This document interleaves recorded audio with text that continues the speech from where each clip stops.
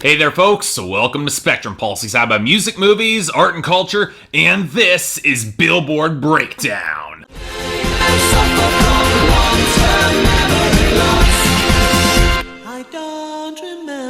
Yes, folks, I'm going up on a Tuesday. No, not like that. So, wait, what sort of rampant insanity is this? Why am I doing this now? See, what many of you probably don't know about Billboard, often with the slightest hint of warning that only the most dedicated of chart nerds will ever notice or follow, is that they tend to make slight revisions and changes to their charts throughout the course of the year, attempting to rebalance in order to better fit shifts in listening demographics or sales patterns. It's why, in recent weeks, the regular day of release for albums has now been shifted to Friday instead of Tuesday, which I think was a choice made solely to annoy the piss out of me and Noel Gallagher. Look at his comments on it, they're hilarious. The problem becomes that Billboard doesn't do these changes at the end of an established chart year, but often just completely in the middle, which means that some years have no consistent chart demographics if you were ever going to expect those from Billboard. 2013, one of those years, where they factored in YouTube data during the middle of the Harlem Shake nightmare, and it spent 5 weeks at number 1 because of it. This shift done in order to align with the album charts, which were more recently realigned, thankfully more of a restrained small change, but it does mean that anyone scrambling to compile numbers or plan their Billboard Breakdown series is trying to align which tracking periods align with which. Thankfully, while I do compile my own private analytics, I report more on the numbers than I do track them, so let's talk about our top 10, where we have a new number 1. Yes, satisfying the majority of our predictions, Cheerleader by Omi took the number 1 slot this week, thanks to a surge in top sales, a big boost in streaming, consistently strong airplay gains, and even a small jump on YouTube. Not all that surprising though, it's a summer song in every way, shape, and form, but it's nice to see You Again by Charlie Puth and Wiz Khalifa dethroned and pushed down to number 2. In that case, while streaming is kind of static and it rules YouTube, airplay slipped even further and sales not stellar, which finally gave enough of the advantage to let Cheerleader go to number 1. Although the question of how long it will stick at the top is very different, which takes us to Can't Feel My Face by The Weeknd at number 3, which took the top streaming position and spent the week gaining sales and as much airplay as its closest rival. If it had a video, God only knows where it'd be. It probably would be at number 1. This keeps Bad Blood by Taylor Swift and Kendrick Lamar stalled at number 4, even despite solid YouTube ruling airplay and very respectable sales. Again, if it had Spotify, it'd probably be in better straits. And all that meant is that Watch Me by Silento got shoved back to number 5. Yeah, it gained on YouTube and streaming and had a good sales week and at some ungodly reason started picking up steam and airplay, but as long as there are more bigger songs ahead of it, more powerhouses, we should be good. At least I hope so. And one of those powerhouses is not, at least anymore, Trap Queen by Fetty Wap, which slipped again down to number 6, lately off of the loss of its streaming throne in only okay sales, as it's barely an airplay presence anymore. Not the case for Shut Up and Dance by Walk the Moon, which had a surprisingly decent sales week and held mostly static in airplay. Yeah, it lost some streaming, but it held on just enough to hold up to number 7, which leads us to Fight Song by Rachel Platten, which gained another 2 spots to number 8 this week, thanks to airplay and very strong sales, and pretty much those alone. No YouTube, no real on-demand streaming, and while without those it probably won't go over the top or go to the top, it's still enough to be a presence in the top 10. A bland, completely generic presence. It was enough, unfortunately, to shove back Where Are You Now by Skrillex, Diplo, and Justin Bieber to number 9, although shaky airplay and losses in YouTube against strong streaming and sales probably contributed to that, and Hey Mama by David Guetta, Nicki Minaj, BB Rexa, and Afrojack sliding down to number 10, gaining in airplay and solid in YouTube, but losing hard in streaming and in sales. And on the topic of losing, let's take a look at our losers and dropouts. And it's going to be short here because we had no major losers this week. In this case, our only big dropouts were on their way out naturally. Know Yourself by Drake, Budapest by George Ezra, and finally, Blank Space by Taylor Swift. Not really any real surprises here. They were all going down for a while and they've been on their way out. And I reckon Shake It Off by Taylor Swift will be gone all too soon behind it, and good riddance for that. Now, we did have a few gains this week though. Meek Mill continues to have a very good week with Rico with Drake rising to 43, and Bad For You with Nicki Minaj boosted up to 78. Seriously, with the other 2 Meek Mill songs that debuted this week, there really was no point for me to review that album, just saying. But outside of that, Renegades by Ex-Ambassadors got a nudge up to 59, and 679 by Fetty Wap featuring the Remy Boys followed its debut to number 19. Shame, My Way was really a lot better. And finally, we've got Marvin Gaye by Charlie Puth featuring Meghan Trainor, a song that remains one of the stiffest,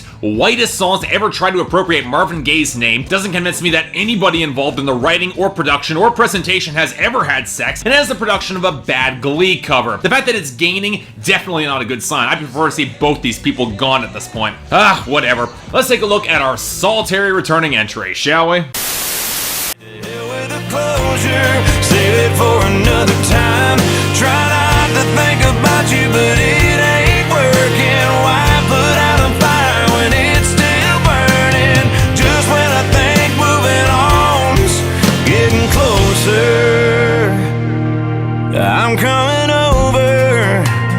quite sure why this is back on the charts, but I sure as hell am not complaining. And the funny thing is that since I talked about this song 2 months ago, not a lot's really changed. I still like it. It's still a damn solid country song with a welcome guitar solo, a lot of steel guitar, real drums, and one of the best voices in modern country. Sure, it's not among Chris Young's best, but in the swarm of overproduced and stiff pop country that's flooding the charts right now, Chris Young shows exactly how to make it work with the melodic focus and real presence behind the microphone. Recommended it once, happy to recommend it again. Check this out. Well, that was a nice returning entry. Now on to our very short list of new arrivals, starting with number 99, Break Up With Him by Old Dominion. Bring it on over. Stringing them along any longer, girl, is just wasting precious time. Girl, you know I can't wait. Rip it off just like a band-aid. The way you look at me, girl, you can't pretend. I know you ain't in love with him, break up with him. So, okay. My rule when it comes to complicated relationship songs is that you need to have good framing to make them really work. Let's be honest, the dicey situations that come when there's breakups or cheating, they're complicated. And if you're not careful, you can really come across as an asshole. You want an example of doing this the right and the best possible way? Look at Jesse McCartney's The Other Guy, one of my favorite songs from 2014 because it took everything into consideration and was delivered with a lot of passionate sincerity. Jesse McCartney really sold it. Want to know a song that goes straight in the opposite direction with outright douchebaggery? Yeah, this song. A single from the new bro country band, paradoxically called Old Dominion. And while I don't adhere to the checklist lyricism or cheap production, the slick melodic presentation of the guitars and piano is actually pretty solid. The only thing I really like about the song, I don't think I've seen an example of asshole bro behavior this bad in a while. Part of it is the presentation. The lazy, borderline unfinished lyrics are delivered so flatly from frontman Matthew Ramsey that it can't help but just rub me the wrong way. It comes across as sly and condescending. But the majority of it is the content. A drunk dial where he's trying to get this girl to break up with her boyfriend, and stringing him along is just a waste of precious time, just like ripping off a band-aid. Okay, I've got so many questions here. How does our narrator know that she's not in love with the boyfriend or in love with the narrator? How does encouraging lies help anyone, as emphasized in the second verse? And doesn't the narrator's meat-headed intentions scream out when you just say no pressure? It doesn't even hide how manipulative this song is. And just because she's still listening to the phone doesn't mean she's considering your offer, dude. My guess is that she just whispered, "Oh, what an asshole, leave me alone," went back to sleep and forgot to hang up the phone. Regardless, the song is manipulative and framed to make it look all so romantic, which is pretty friggin' contemptible. Avoid this song like the goddamn plague. Number 96, X's and O's by Elle King.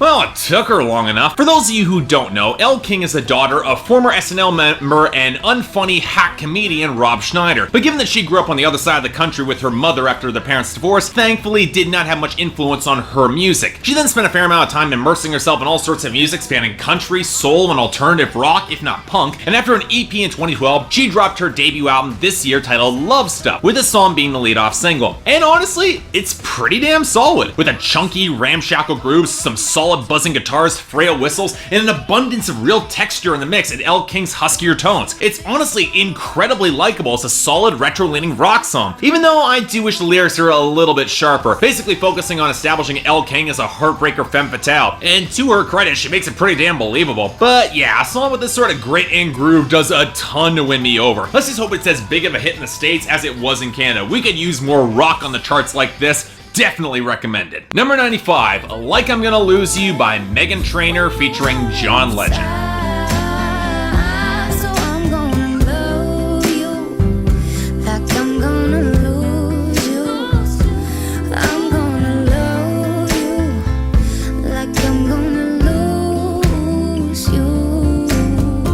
Well, it was probably the best song in Meghan Trainor's debut album Tidal, but even then, I'm just left wishing I could be listening to Pink's collaboration with Steven Tyler Misery from 2001 instead, which was basically better in every single way, in which this song rips off. Meghan Trainor opts for a very acoustic presentation on her love-struck ballad with John Legend, and while it's definitely kind of clingy, given that he's given her no reason to imply that he is leaving, it's basically passable, I guess. Probably the biggest issue is that John Legend just blows Meghan Trainor off the stage in terms of vocal texture, charisma, and presence behind the microphone. So there's no balance here. And it's kind of hilarious how much Trainor is trying to pull off this sultry retro vixen, and it's got the overly polished theatricality of a high school play, where someone like Elle King, it just feels real and genuine. Overall, I guess the song is fine, but there's a reason I haven't listened to the song since I reviewed Tidal 6 months ago. Just saying. Number 91, Jump Out the Face by Meek Mill featuring Future. They jump out the face. They jump out the face. I ain't gon' stack in this money, gon' fall down. Came in the hood, now we jump out the states. Peabody diamonds, they jump out the face. Ducking in diamonds and selling it white. Got a wife for these niggas to jump on your case. You know, I think Future might be getting better. That's not saying much, and dear God, it gives me no inclination to review any upcoming albums or that mixtape Dirty Sprite 2, but I can acknowledge that if you can get around the auto-tune, the slurred delivery, the terrible personality, and the completely empty content, his technical construction is getting a little better. But this, a bass-saturated song with melancholic strings and your standard trap hi-hats is basically luxury porn? I'm sorry, I get nothing from this. The production is too dreary to do Meek Mill any favors and make it sound like anybody's having any sort of fun. And while his writing is pretty tight here in terms of his technical construction of his bars, the subject matter here with all the brand names, it bores me completely. In other words, probably would skip it. Number 88, Lord Knows by Meek Mill. Lord knows. Nigga, Lord knows. Nigga, Lord knows. Nigga, Lord knows. Nigga, Lord knows. Nigga, Lord knows. Nigga, Lord knows. Nigga, Lord knows. Nigga, Lord knows. Nigga, Lord knows. Niggas can't see me with binoculars on. Back of the Maybach, shot the song. So, of the 5 Meek Mill songs that I've covered over the past few weeks, this is the only one that has no credited features, the opening track for his new album. And it's easily the best of the songs that I've covered thus far. Yeah, sure, it's all bragging, but it's done with the sort of intensity and bombast that almost demands respect. Opening up with a chorus from Tory Lanez, it's got symphonic swell from sampling a segment of Mozart's Dishonourable with a bass-saturated trap beat where Jump Out My Face just felt kind of turgid. And it hums that Meek Mill actually shows some rapping technique and prowess to match up his furious spitting, switching up flows multiple times to match that insane crescendo. And sure, he does kind of stumble during his second verse with a staccato switch up, but overall, if all trap bangers went as hard as this one does and could back up their darkness with this sort of fire, I'd probably be a lot more fond of them. But otherwise, definitely check this out. And finally, number 75, Love Is Your Name by Steven Tyler.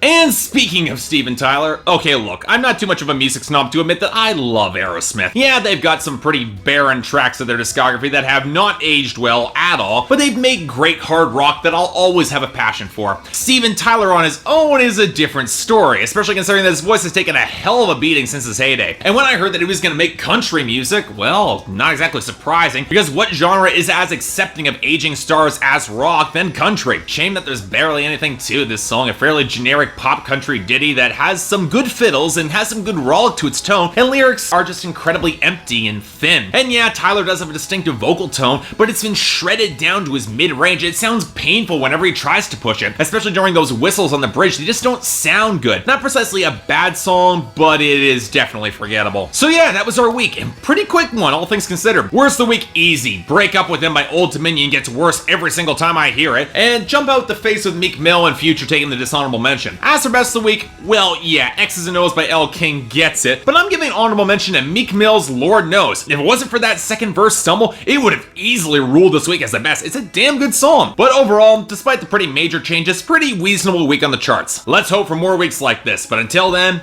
I'm Mark, you're watching Billboard Breakdown on Spectrum Pulse, and I'll see you next time.